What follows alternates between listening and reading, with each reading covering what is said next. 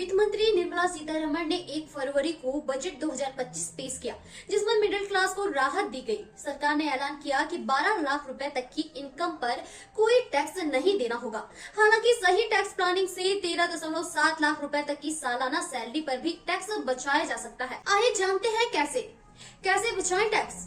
Tax experts के अनुसार अगर आप सही निवेश पर छूट का फायदा उठाएं तो 13.7 लाख रुपए तक की कमाई पर भी टैक्स बचा सकते हैं।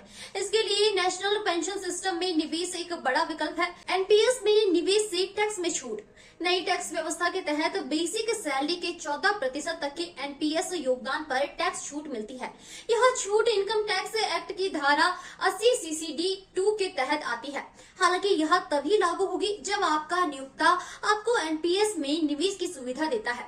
13.7 लाख की सैलरी पर टैक्स कैसे बचाएं? मान लीजिए किसी कर्मचारी की सालाना सैलरी 13.7 लाख रुपए है। अगर इसमें 50% यानी 6.85 लाख रुपए बेसिक सैलरी है तो 14% एनपीएस योगदान 95,900 रुपए होगा। तो 14% एनपीएस योगदान 95,900 रुपए होगा।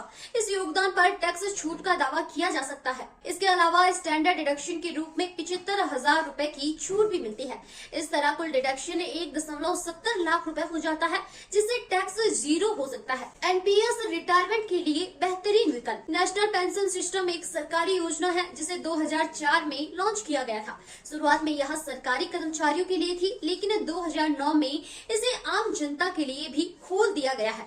यह एक मार्केट लिंक्ड योजना है जो रिटायरमेंट के लिए बेहतर बचत का मौका देती है।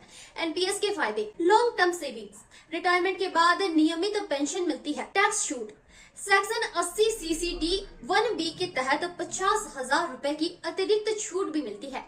सिक्योर फ्यूचर: बाजार से जुड़े होने के बावजूद लंबे समय में अच्छा रिटर्न देता है।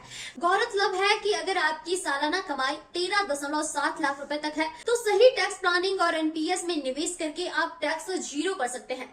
इससे न केवल टैक्स बचता है बल्कि रिटायरमेंट के लिए अच्छी बचत भी होती है।